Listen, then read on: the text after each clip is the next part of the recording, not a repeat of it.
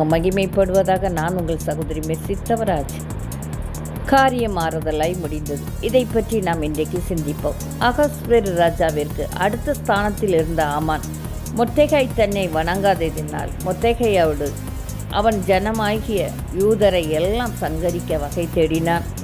யூதர்கள் ராஜாவின் சட்டங்களை கை கொள்வதில்லை என்று ராஜாவிடம் சொல்லி அவர்களை அழிக்க சட்டம் இயற்றினான். அது எஸ்தர் ராஜாத்தி கேள்விப்பட்டு தாதிமாரோடு உபவாசம் இருந்தாள். அதன் பின் ராஜாவினுடைய சமூகத்தில் பிரவேசிக்கிற வேளையில் ராஜா கண்களில் எஸ்தர் ராஜாத்திக்கு தயவு கிடைத்ததினால் ஆமான் மொர்தெகாய்க்காக செய்த தூக்கு மரத்தில் ஆமானை தூக்கில் இட்டார்கள். ஆமான் வீடு எஸ்தருக்கு கொடுக்கப்பட்டது. ஆமானிடம் இருந்த ராஜாவின் மோதிரம் மொர்தெகாய்க்கு கொடுக்கப்பட்டது. மொர்தெகாயை எஸ்தர் ஆமானின் அரண்மனைக்கு அதிகாரியாக வைத்தால் யூதர்கள் காக்கப்பட்டனர். யூதர்களை பற்றின பயம் மக்களிடம் ஏற்பட்டது. ஆமாங்க, அப்படியே நம் சூழ்நிலையெல்லாம் மாறிப்போகுது. நீங்கள் ஏதோ ஒரு பிரச்சனையை குறித்து கலங்கி கொண்டு இருக்கலாம். இந்த பிரச்சனை என்னவாக முடியுமோ என்று சொல்லி நீங்கள் கலங்கி கொண்டு இருக்கலாம். அநேக சத்துருக்கள் உங்களுக்கு விரோதமாக கூட்டம் கூடி ஏதாவது செய்து உங்களை அழிக்க திட்டமிடலாம்.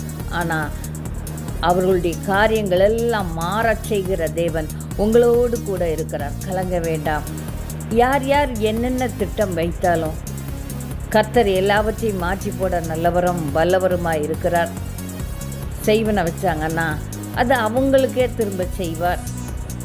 அல்லது உங்கள் வேலைக்கு விரோதமாக திட்டம் தீட்டினால் அது அவங்களுக்கே திரும்ப செய்வார். கர்த்தரால் கூட அதை காரியம் ஒன்றுமில்லை.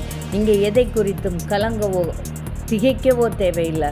ஏன்னா தேவாதி தேவன் காரியங்களை மாறச் செய்கிறவராக இருக்கிறார். எல்லாவற்றையும் மாற்றி போடுவார். பாருங்கள், எஸ்தர் ராஜாத்திக்கு தேவன் ராஜாவுடைய கண்களில் தயவு கிடைத்ததினால் எத்தனை காரியங்களை மாற்றி போட்டார் பாருங்கள். தலைகீழாக மாற்றி போட்டார். இன்றைக்கு உங்கள் சூழ்நிலையை கர்த்தர் மாற்றி போட வல்லவரும் நல்லவருமாக இருக்கிறார். இந்த பிரச்சனை என்னவாக முடியுமோ என்று சொல்லி கலங்காதீங்க. அந்த பிரச்சனையை தலைகீழாக மாற்றி கர்த்தர் உங்களை ஆசீர்வதிக்க திட்டமிட்டு இருக்கிறார். ஒரு பிரச்சனை எழும்புதுன்னா அதை குறித்து கலங்காதீங்க. அந்த பிரச்சனையை முடிக்கிறதுக்கும் உங்களை மகிமைப்படுத்துவதற்காகவும் உங்கள் தலையை உயர்த்துவதற்காகவும் தேவன் அதை அனுமதித்திருக்கிறார். கர்த்தர் தாமே உங்களுடைய காரியங்களெல்லாம் மாறுதலாய் செய்வாராக. கர்த்தர் தாமே ஆசீர்வதிப்பாராகவே.